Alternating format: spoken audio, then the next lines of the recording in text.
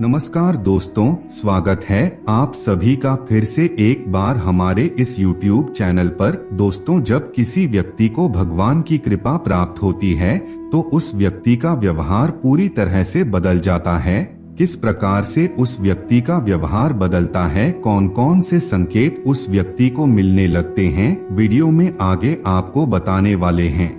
दोस्तों, अगर आपको भी अपने साथ कुछ ऐसा ही होता हुआ प्रतीत होता है तो इसका मतलब भगवान की असीम कृपा आपके ऊपर पड़नी शुरू हो गई है। दोस्तों, जरूरी नहीं है कि जो लोग पूजा पाठ भक्ति करते हैं केवल उन्हीं लोगों के ऊपर भगवान की कृपा दृष्टि पड़ती है, ऐसा बिल्कुल भी नहीं है। भगवान की कृपा कई प्रकार से लोगों के ऊपर देखने को मिलती है। एक तो जब व्यक्ति पूजा पाठ करता है तब उसे भगवान की कृपा प्राप्त होती है, और जब व्यक्ति जीव जंतुओं की सहायता करता है, उन्हें चारा खिलाता है, तब भगवान की कृपा दृष्टि प्राप्त होती है। इसके अलावा दोस्तों, पिछले जन्म के पुण्य कर्मों के कारण भी भगवान की कृपा दृष्टि किसी किसी व्यक्ति को प्राप्त हो जाती है।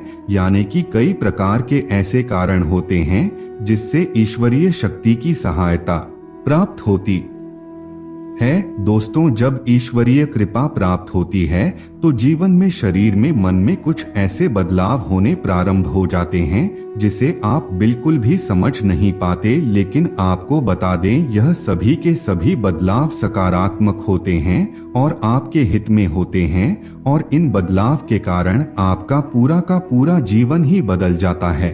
आपके जीवन में समस्याओं का खात्मा होने लगता है और आप अध्यात्म की तरफ तेजी से आगे बढ़ते चले जाते हैं। और दोस्तों, एक समय ऐसा भी आता है जब आप भगवान के काफी निकट पहुंच जाते हैं, तो आपको अगर इस प्रकार का संकेत अपने व्यवहार में दिखाई दे रहा है तो आपको समझ जाना चाहिए कि ईश्वरीय कृपा आपको प्राप्त होनी प्रारंभ हो गई है। दोस्तों, इस प्रकार के संकेत के माध्यम से भगवान कहते हैं कि आप आध्यात्मिकता की ओर आगे बढ़ो। दोस्तों, परमपिता परमात्मा की आज्ञा के बिना एक पत्ता भी नहीं हिलता, तो उनकी आज्ञा के बिना ना आप कुछ कर सकते हैं और ना ही हम कुछ कर सकते हैं। इस धरातल पर जो कुछ भी आप करते हैं या फिर हम करते हैं, वह सभी के सभी परमात्मा की कृपा दृष्टि से होती है। कुछ लोग कहते हैं कि मैं भगवान का बहुत बड़ा भक्त हूँ, बहुत बड़ा सेवक हूँ, लेकिन आपकी जानकारी के लिए बता दें, भगवान अपने भक्तों को स्वयं चुनते हैं। जब तक उनकी इच्छा ना हो, कोई भी व्यक्ति उनका सेवक या फिर भक्त नहीं बन सकता। जब तक परमात्मा की इच्छा ना हो तब तक आप उनका गुणगान नहीं कर सकते। तो आइए दोस्तों, जानते हैं उन संकेतों के बारे में जिससे आपको भी पता चल जाएगा कि आपके ऊपर ईश्वर की कृपा दृष्टि पड़ रही है। लेकिन उससे पहले आप सभी दर्शकों से एक छोटा सा निवेदन करना चाहेंगे। अगर आप चैनल पर पहली बार आए हैं तो चैनल को सब्सक्राइब अवश्य कर लीजिए, जिससे आपको समय समय पर इसी प्रकार की महत्वपूर्ण जानकारी प्राप्त होती रहे। तो दोस्तों, सबसे पहला जो संकेत होता है, जो आपके व्यवहार में बदलाव आता है, जब भगवान आपके ऊपर अपनी कृपा दृष्टि डालते हैं तो पूजा पाठ से जुड़ी हुई चीजें आपको बहुत ही ज्यादा अच्छी लगने लगती है। भगवान से जुड़ी हुई तमाम प्रकार की चीजें आपको पसंद आने लगती है। आप ज्यादा से ज्यादा भजन सुनना, मंदिर जाना, हनुमान चालीसा का पाठ करना या फिर श्रीमद् भगवत गीता का पाठ करना, नवरात्रि में माता की चौकी लगाना या फिर व्रत करना, इस प्रकार के भाव आपके मन में आने लगते हैं। अगर आपको धार्मिक ग्रंथ पढ़ने का मन करता है तो समझ जाइए कि ईश्वर की कृपा दृष्टि आपको प्राप्त हो रही है।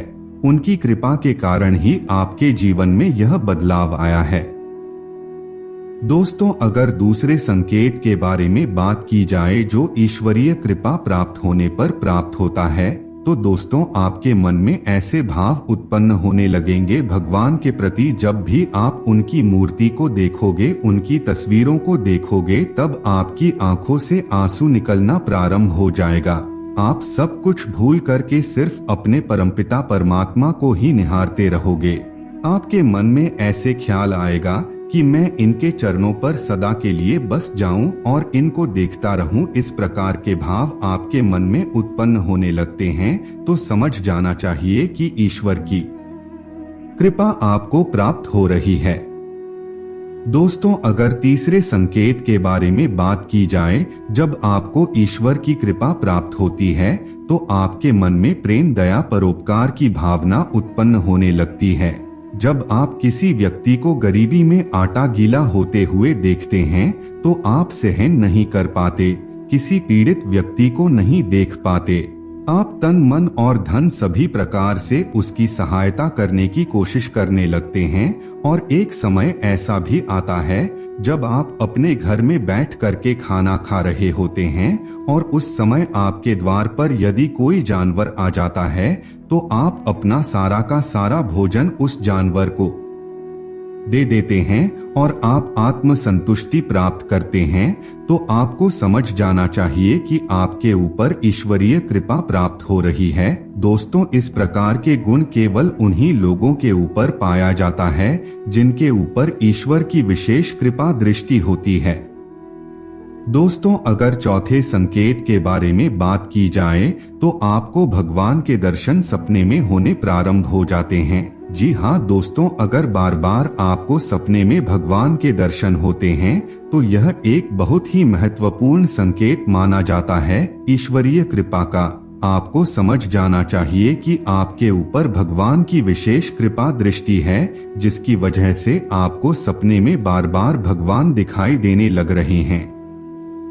दोस्तों, अगर पांचवा संकेत के बारे में बात की जाए तो जब भी आप पूजा पाठ करते हैं तब आपको लगातार पूजा पाठ करते रहने का मन करता है, यानी कि पूजा करते समय किसी भी प्रकार की कोई समय की पाबंदी नहीं होती है।